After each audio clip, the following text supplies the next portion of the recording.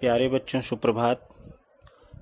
आज मैं भास्कर मिश्र, स्नातकोत्तर प्रशिक्षित शिक्षक, +2 उच्च विद्यालय नोनीहाट, आपके पाठ्यक्रम में निर्धारित हिंदी ऐच्छिक अंतरा भाग 2 में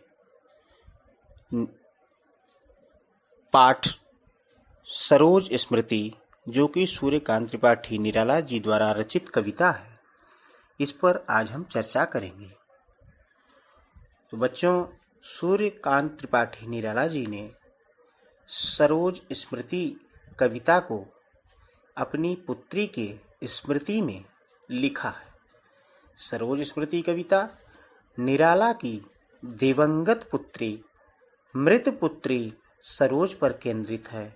यह कविता बेटी के दिवंगत होने पर पिता का विलाप है। पिता के इस विलाप में कवि को कभी शकुंतला की याद आती है, कभी अपनी स्वर्गीय पत्नी की याद आती है। बेटी के रूप रंग में पत्नी का रूप रंग दिखाई पड़ता है, जिसका चित्रण निराला ने किया है। यही नहीं, इस कविता में एक भाग्यहीन पिता का संघर्ष, समाज से उसके संबंध, पुत्री के प्रति बहुत कुछ न कर पाने की अकर्मण्यता का बोध भी प्रकट हुआ है। इस कविता के माध्यम से निराला का जीवन संघर्ष भी प्रकट हुआ है। वे कहते हैं, दुख ही जीवन की कथा रही, क्या कहूँ आज जो नहीं कही। यह जो जीवन है, यह संपूर्ण जीवन दुख में ही बीता। यह दुख की कहानी रह गई, क्या कहूँ आज जो नहीं कही। आज तक जो मैंने नहीं कही, उसे मैं कैसे बयान करूँ। उसके लिए कवि के पास शब्द ही नहीं है, अपने आप को वह असमर्थ पाता है। आइए सरोज स्मृति पाठ का सस्वर वाचन हम सभी करते हैं। देखा विवाह आमूल नवल, तुझ पर शुभ पड़ा कलश का जल।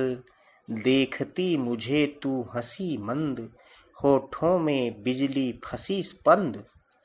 उर में भर झूली छवि सुंदर, प्रिय की अशब्द श्रृंगार मुखर। तू खुली एक उच्छ्वास संग, विश्वास स्तब्ध मध अंग अंग। नत नयनों से आलोक उतर, कांपा अधरों पर थर थर थर। देखा मैंने वह मूर्ति धीति, मेरे वसंत की प्रथम गीति। श्रृंगार रहा जो निराकार, रस कविता में उच्छ्वसित धार। गाया स्वर्गीया प्रिया संग, भरता प्राणों में राग रंग। रति रूप प्राप्त कर रहा वही, आकाश बदल कर बना मही। हो गया ब्याह आत्मीय स्वजन, कोई थे नहीं न आमंत्रण। था भेजा गया विवाह राग, भर रहा न घर निश दिवस जाग। प्रिय मौन एक संगीत भरा, नवजीवन के स्वर पर उतरा। मैंने की कुल शिक्षा, माँ की कुल शिक्षा मैंने दी। पुष्प सेज तेरी स्वयं रची, सोचा मन में वह शकुंतला। पर पाठ अन्य वह अन्य कला। कुछ दिन रह गृह तू फिर समोद, बैठी नानी की स्नेह गोद। मामा मामी का रहा प्यार, भर जलद धरा को ज्यों अपार। वे ही सुख दुख में रहे न्यस्त, तेरे हित सदा समस्त व्यस्त। वह लता वहीं की जहाँ कली, तू खिली स्नेह स्नेह हिली पली। अंत भी उसी गोद में शरण, ली मुदें दृगवर महामरण। मुझ भाग्यहीन की तू संबल, युग वर्ष बाद जब हुई विकल। दुख ही जीवन की कथा रही, क्या कहूँ आज जो नहीं कही। हो इस कर्म पर वज्रपात, हो इसी कर्म पर वज्रपात। यदि धर्म रहे नत सदा माथ, इस पथ पर मेरे कार्य सकल। हो भ्रष्ट शीत के शेषत दल, कन्येगत कर्मों का अर्पण, कर करता मैं तेरा तर्पण।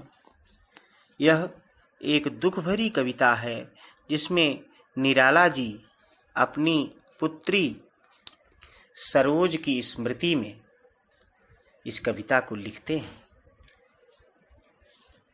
इस कविता के माध्यम से निराला का जीवन संघर्ष, जो कि एक भाग्यहीन पिता के रूप में अवतरित होते हैं, एक भाग्यहीन पिता का संघर्ष, समाज से उसके संबंध तथा पुत्री के प्रति बहुत कुछ न कर पाने की अकर्मण्यता का बोध भी प्रकट हुआ है। कवि प्रथम पंक्ति में कहता है कि देखा विवाह आमूल नवल। यहाँ पर नवल अर्थात नया, आमूल माने मूल अथवा जड़ तक, पूरी तरह से यह नया विवाह था। कवि कहता है कि अपनी स्वर्गीय पुत्री सरोज को संबोधित करते हुए कवि कहता है, तेरा विवाह पूरी तरह से नया था। यह नयापन क्या था? कवि कहता है इसमें सारी रूढ़ियां सब खत्म थीं। वह सारी रूढ़ियों से मुक्त सर्वथा नवीन पद्धति से हुआ था। विवाह के समय कवि माता पिता दोनों के कर्तव्य निभा रहा था। वह कवि कहता है कि तेरा विवाह पूरी तरीके से नया था। तुझ पर शुभ पड़ा कलश का जल, देखा विवाह आमूल नवल। तुझ पर शुभ पड़ा कलश का जल। वह कहता है कि पवित्र कलश के जल से तेरा स्नान कराया गया, तब तू मुझे मंद मुस्कुराहट के साथ देख रही थी। देखती मुझे तू हंसी मंद, होठों में बिजली फंसी स्पंद। जब तू मुस्कुरा रही थी तो होठों में जो तुम्हारे दांत दिख रहे थे जैसे बिजली कौंध सी रही थी, बिजली स्पंदित हो रही थी, विद्युत जैसी चमक तुम्हारी दांतों में दिखाई पड़ रही थी। उर में फिर झूली छवि सुंदर। उर माने हृदय में, तुम्हारे हृदय में, तेरे होठों में बिजली की चमक फंसी हो, तुम्हारे हृदय में सुंदर छवि थी। यह छवि किसकी थी? पति की सुंदर छवि समाई हुई थी। फिर वह कहती है, तू खुली एक उच्छ्वास संग, उर में भर झूली छवि सुंदर। प्रिय की अशब्द श्रृंगार मुखर। तू खुली एक उच्छ्वास संग, विश्वास स्तब्ध बध अंग अंग। कवि कहता है कि तुम्हारे हृदय में पति की सुंदर छवि थी। यह बात तुम्हारे श्रृंगार में मुखरित हो रही थी। विवाह के समय तेरा विश्वास तेरे उच्छ्वासों के साथ साथ अंग अंग में झलक रहा था। अर्थात तू अपने विवाह के समय पूर्ण रूप से आश्वस्त तथा प्रसन्न दिखाई दे रही थी। कवि आगे कहता है, नत नयनों के आलोक उतर, कांपा अधरों पर थर थर थर। देखा मैंने वह मूर्ति धीति, मेरे वसंत की प्रथम गीति। नत नयनों, नत माने झुके हुए, नयनों माने आंखों से। कवि कहता है कि तू अपने विवाह के समय लज्जा से झुकी हुई आंखों में एक नए प्रकाश स्तंभ को उभार रही थी। तेरे होठों पर स्वाभाविक कंपन था। कवि कहता है, कांपा अधरों पर थर थर थर। नत नयनों में आलोक उतर, तुम्हारी झुकी हुई आंखों में एक आलोक यानी प्रकाश था और तुम्हारे होठ जो है थर थर कांप रहे थे। तेरे होठों पर स्वाभाविक कंपन था। उस समय मेरे वसंत की प्रथम गीत, कवि कहता है कि देखा मैंने वह मूर्ति धीति, मेरे वसंत की प्रथम गीति। वह कहता है कि उस समय मेरे वसंत की प्रथम गीत का प्यास उस मूर्ति में साकार हो उठी थी। कवि कहता है, मैंने अपनी कविताओं में सौंदर्य के जिस निराकार भाव को अभिव्यक्त किया था वह तुम्हारे रूप सौंदर्य में साकार हो उठा था।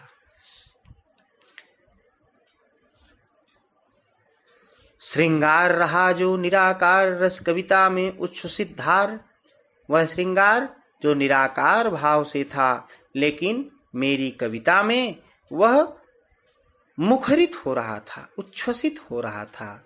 गाया स्वर्गीय प्रिया संग, भरता प्राणों में राग रंग। वह कवि कहता है कि जैसे श्रृंगार के जिस गीत को मैंने अपनी प्रिय स्वर्गीय पत्नी के साथ मिलकर गाया था, वह आज भी मेरे प्राणों में अनुरागपूर्ण उत्साह का संचार कर रहा है। कवि कहता है कि ऐसा लगता है कि कवि की पत्नी का अलौकिक सौंदर्य आकाश से उतरकर पुत्री के रूप में बह रहा है। गाया स्वर्गीय प्रिया संग, जो अनुराग पूर्ण प्रेम पूर्ण राग मैंने अपनी स्वर्गीय प्रिया के संग गाया था, वही आज मेरे प्राणों में प्रेम भर रहा है।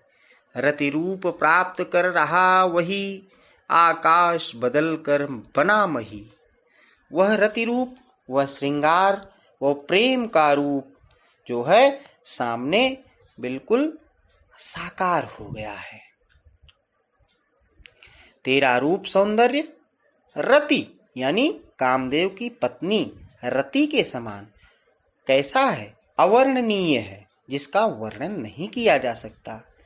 तेरा विवाह संपन्न हो गया। कवि कहता है कि तुम्हारी जो रति है, रति रूप प्राप्त कर रहा वही आकाश बदल कर बना मही।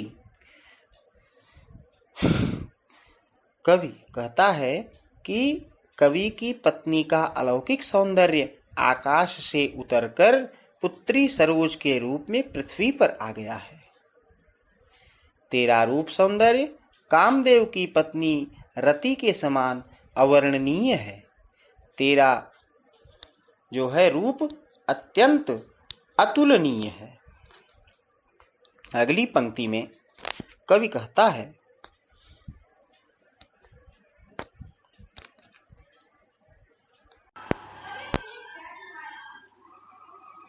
हो गया ब्याह आत्मीय स्वजन, कोई थे नहीं न आमंत्रण, था भेजा गया विवाह राग, भर रहा न घर निस दिवस जाग।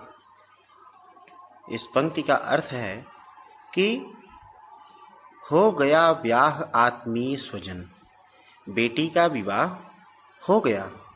जो आत्मीय स्वजन यानी अपने जो जन थे, जो आत्मीय थे, इनसे आत्मीय जुड़ाव और लगाव था, नात रिश्तेदार थे, कोई थे नहीं।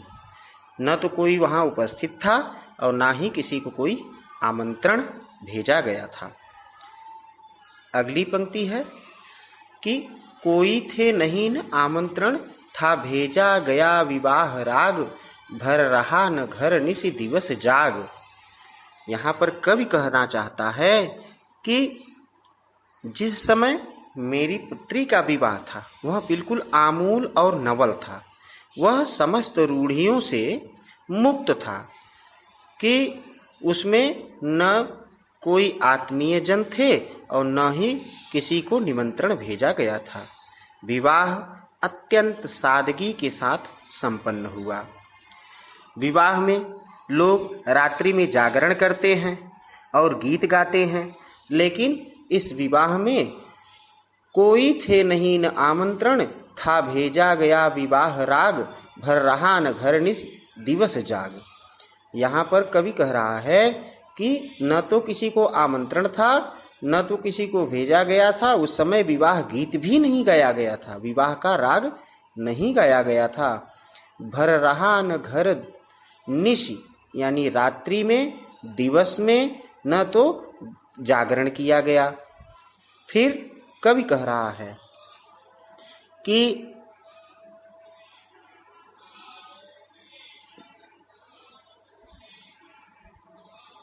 विवाह में रात्रि जागरण नहीं हुआ, न ही विवाह गीत गाए गए, न कोई चहल पहल हुई। सर्वथा एक मौन संगीत समाया हुआ था, जो तुम्हारे नवजीवन में उतर आया था। कवि कहता है कि माँ के अभाव में जो है यह विवाह पूरी तरीके से नया था। न तो रात्रि का गीत गाया गया, ना ही किसी को आमंत्रण था। भर रहा न घर निस दिवस जाग, न तो रात्रि में जागरण किया गया। प्रिय मौन एक संगीत भरा, नवजीवन के स्वर पर उतरा। एक मौन संगीत पूरे विवाह में भरा हुआ था, जो कि है बेटी तुम्हारे नए जीवन के स्वर में, नवजीवन के स्वर को उतारता है, नए जीवन में प्राण भरता है, नए जीवन की तैयारी करता है। फिर अगली पंक्ति है,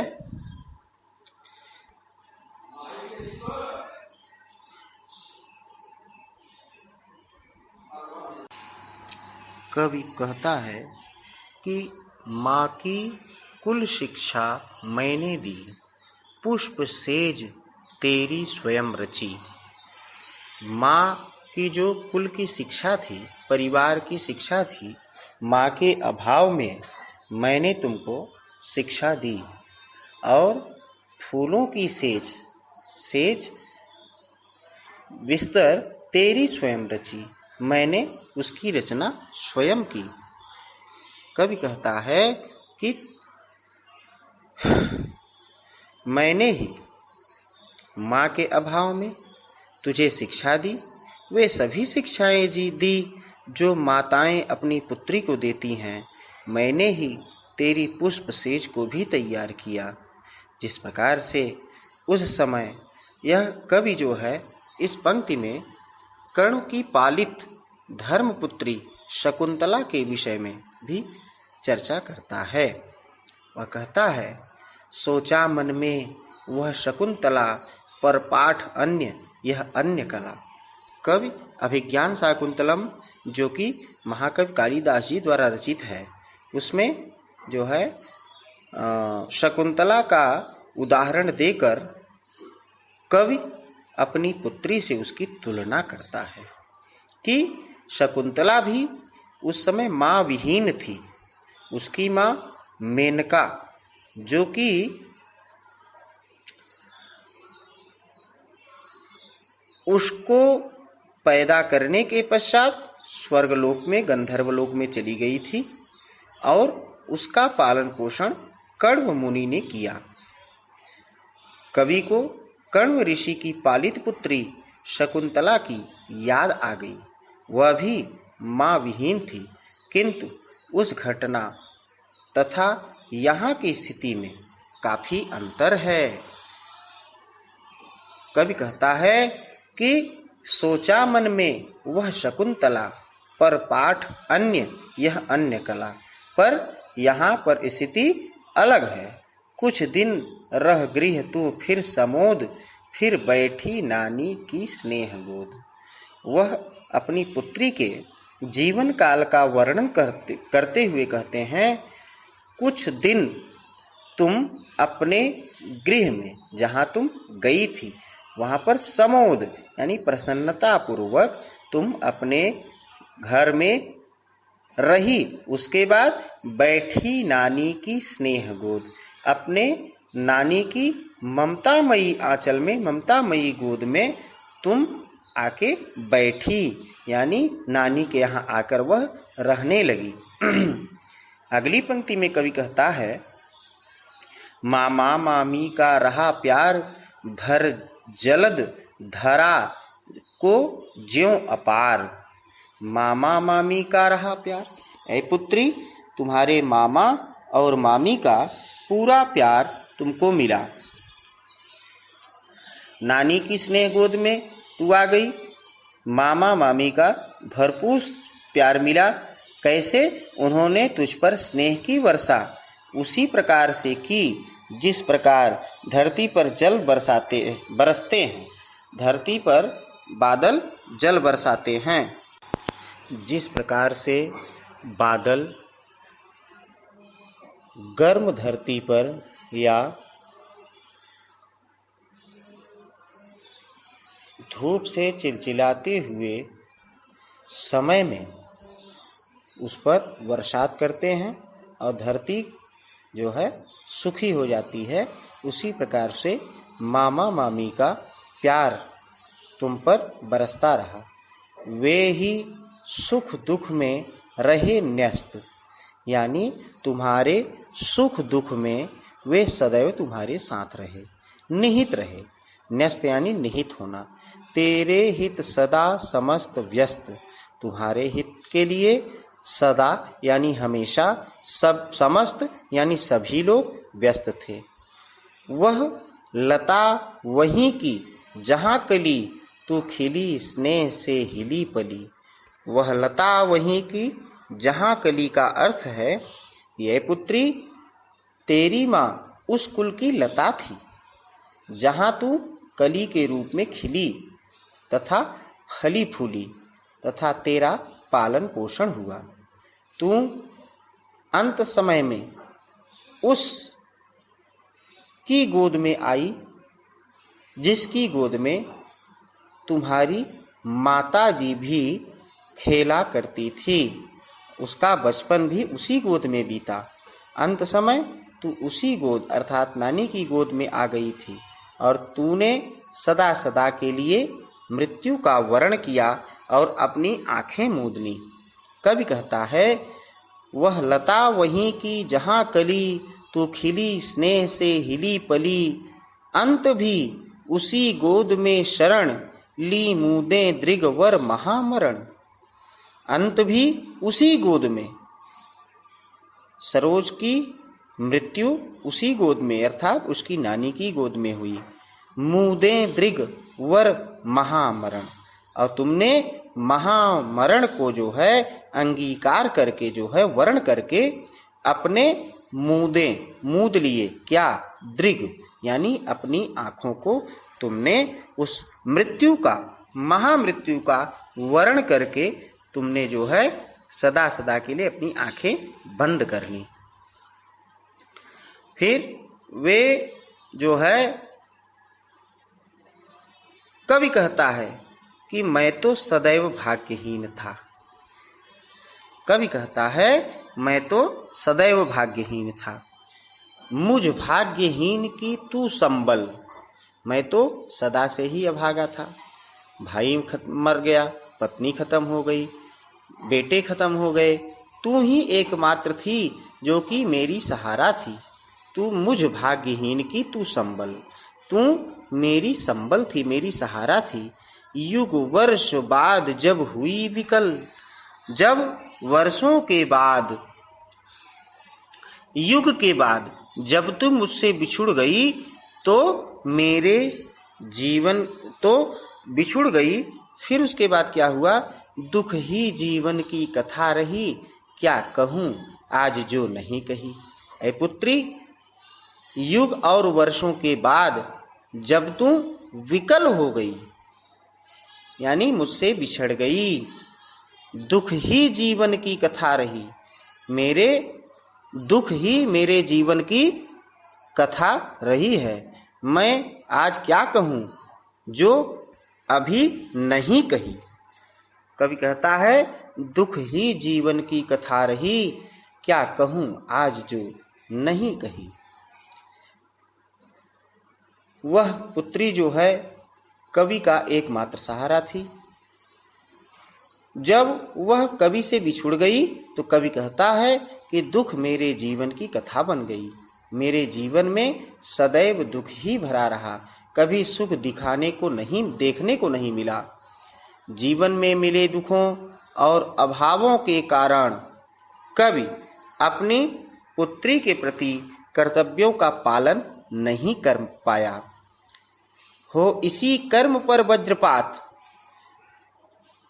इसी दुख के कारण, इसी मजबूरी के कारण कभी अपनी पुत्री के प्रति कर्तव्य पालन नहीं कर पाया, इसलिए वह आज हाहाकार क्रंदन कर रहा है। हो इसी कर्म पर वज्रपात, यदि धर्म रहे नत सदा माथ। कवि कहता है कि पश्चाताप करते हुए वह कहता है, मेरे कवि कर्म पर वज्रपात हो जाए तब भी मेरा सिर श्रद्धा से झुका रहेगा।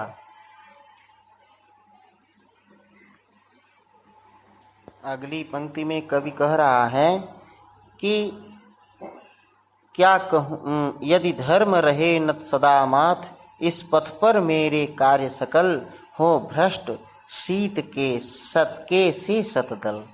यहाँ पर कवि कह रहा है कि मेरे जीवन रूपी पथ पर मेरे जो कवि कर्म हैं वह सभी भ्रष्ट हो जाएं। ऐ पुत्री, मैं तेरे जो है तुझको बचा न सका। भ्रष्ट शीत के से सतदल, सतदल यानी कमल। यहाँ पर कवि कह रहा है कि अपने कर्तव्य का पालन करते हुए मेरे समस्त सत्कार्य शीतकाल में पाला पड़ने से कमल की तरह नष्ट हो जाएं, यही कवि चाहता है और कहता है कि तब भी मुझे कोई चिंता नहीं है। फिर वह अपने विगत जीवन को याद करते हुए कहता है कि कन्ये गत कर्मों का अर्पण कर करता मैं तेरा अर्पण। हे कन्ये, ऐ पुत्री, गत कर्मों बीते हुए कर्मों को मैं तुझे अर्पित करता हूँ। कर मैं तुझे अर्पित करके करता मैं तेरा तर्पण। मैं तुम्हें श्रद्धांजलि अर्पित करता हूँ, मैं तुझे तर्पण देता हूँ। कन्ये, हे कन्ये, गत कर्मों का अर्पण कर।